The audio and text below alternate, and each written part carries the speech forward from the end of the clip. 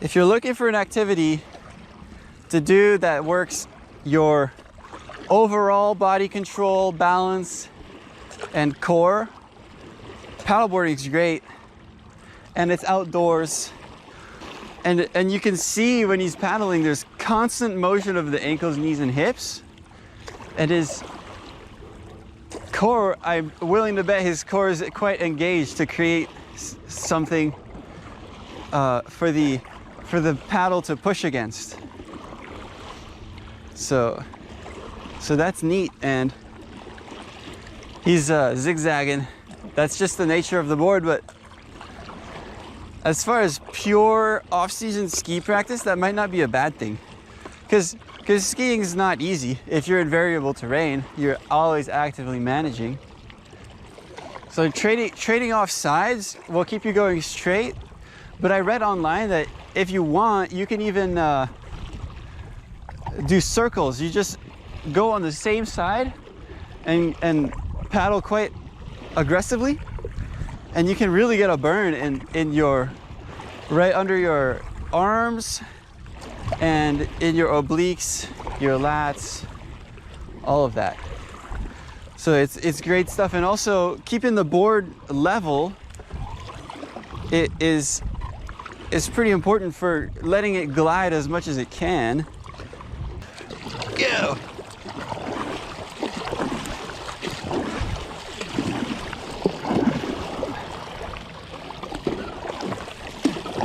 I feel the paddle bending.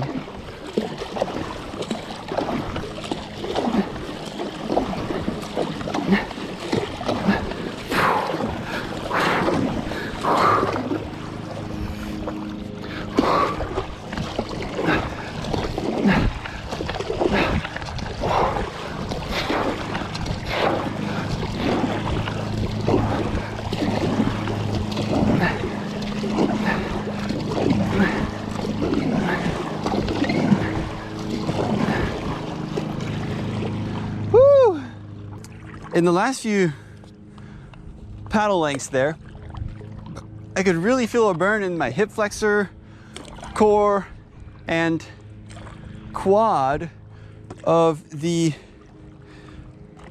side opposite to which I'm paddling. And it was like I was countering the paddle stroke with the whole body, driving with the feet, like in a twisting motion. That was good. I woke up my core, and I can also just relax and go slowly, and that's still working. Now that I have put in that little extra effort to get the burn, and I could brought that muscle to consciousness, then I could now I can feel it when I'm relaxing. So neat little awareness tidbit there. Matthieu is finding his rhythm.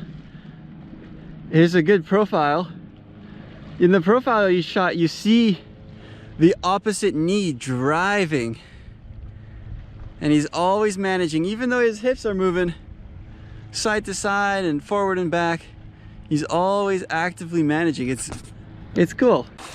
This paddleboarding doesn't have to be practice for skiing, but you can make it so with a good stance.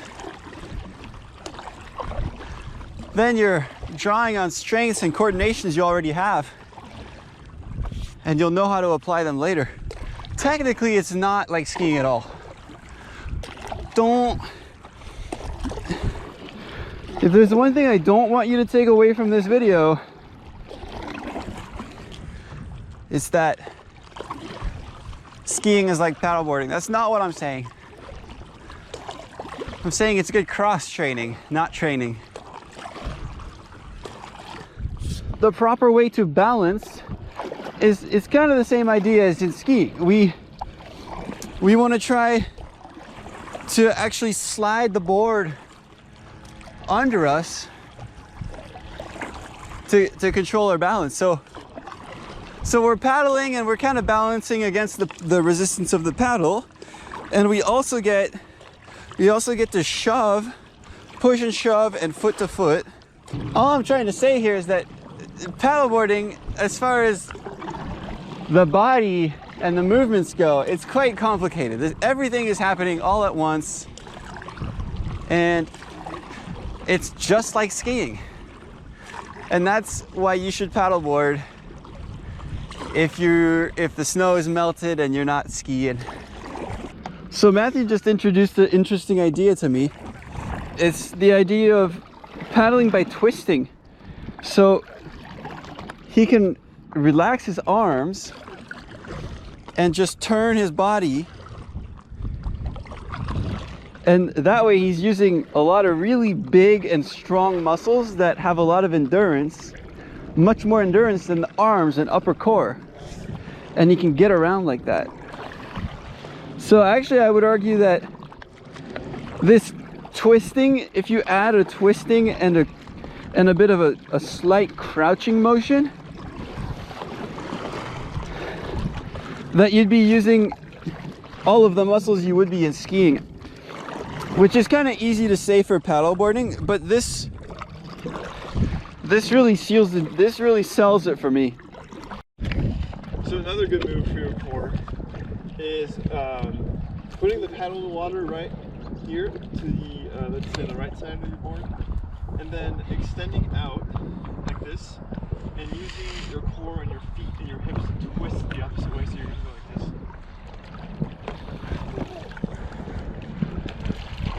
Oh, that's a tight turn. And you're just using your paddle as a fulcrum, and your body is the thing that's moving. And so, okay, now we're running to Alex. And that's really good. So the paddle goes out in a semicircle. Oh! The paddle goes out, and it's like leverage, right? Yep. Like this. So he's creating more And then resistance by decreasing his leverage. the paddle doesn't even move. It's really just your hips and your core that are moving. So all we're doing here is we're playing. We're playing with movement, we're playing outdoors, and we're playing with our whole bodies in a way that needs coordination. It also And looks that's at your thighs too. Like your That's inner ski thighs. cross training. So it'll get your thighs too. And I think the lower your stance, the better you get your thighs.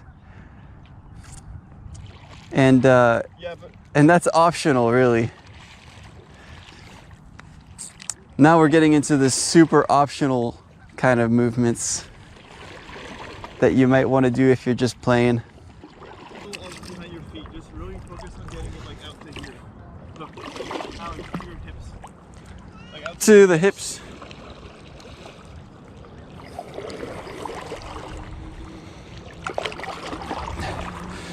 So if you did that for 15 minutes, oh wow, yeah, my lower quad is on fire. Dude, right here though, my right hip, thigh. Yeah, so Matthew and I are both feeling it in our legs when we do this. So decrease the leverage, it increases the difficulty, decreases the stroke length, and you have yourself, and you can get yourself an isolated movement. Straight out my arms, he said. Boom. That's footwork. Okay, so I'm trying something completely different here. Let's see if we can see my feet. I'm paddling here and I got one foot in the middle of the board and one foot normal, kind of normal. And I'm gonna try to see if I can progressively take weight off of my left foot and balance on the right foot. So it's already hard with the narrow stance, but we'll see if I can balance on one foot and still paddle. Let's see what gives.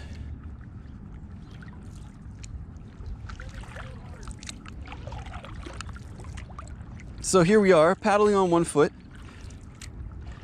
And the board is sliding all sorts of directions, but the thing that it is most similar to, if you're a freestyle skier, you'll know what I mean. It's fast slides and back slides and front slides. Basically sliding rails with one foot. Wow, it's exactly the same. The board is moving left, right, up and down, and I'm just hanging on for dear life. That's cool. So he's gonna try to paddle with it with his feet almost completely together. That's so cool. Okay, buddy.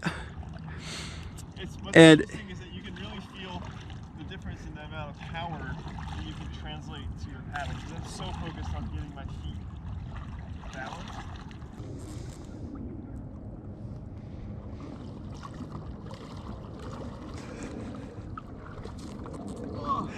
That looked a little unstable, huh?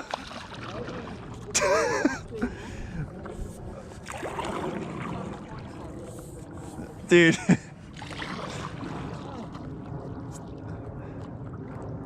Okay, I'm gonna give it a good, honest try.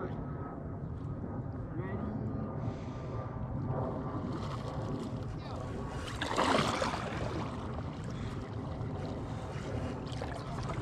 Nice. Try looking ahead a little bit more. You're looking down.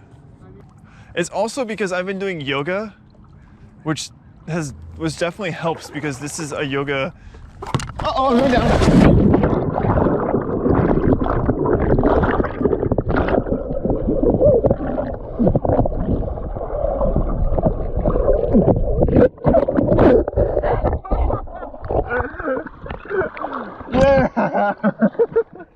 Yeah, I do yoga. It's helpful. And then I was paddling and I was like, I'm going down now. So if you, the viewer, get a chance to go paddleboarding and you get a chance to do any of the exercises that you saw in this video, or little fun stuff, then I would love for you to comment and tell me how it went. What were your strengths and weaknesses? Is there anything that you found super challenging or impossible? And maybe did you invent a new movement that I need to try now? I'd love to know. Leave a like and a comment. Maybe subscribe. This is the first video of a couple on off-season training. So there it is. I hope you learned something. Matthieu I learned something today. Yeah, Matthieu learned a little something today. A little cold in September, but it's all right. A little, yeah, it's only 30 degrees. Don't say that you've been doing yoga while doing yoga moves on the board, because that just sets you up for falling into the water. So to be fair, you guys have to understand that he's on a 6-foot board, a 7-foot board, which is short for a paddle board. And I was on a 12-foot board, 12.6. So, you know, he definitely had less buoyancy, less volume, I think. He had every disadvantage you can think of when it comes to a paddleboard, but he still tried it. So that was pretty neat. Yeah, it was fun. So let us know in the comments what you tried, what you could do, what you couldn't do, if you invented any new moves, that we should try. And yeah, that was fun. Cool. Adios.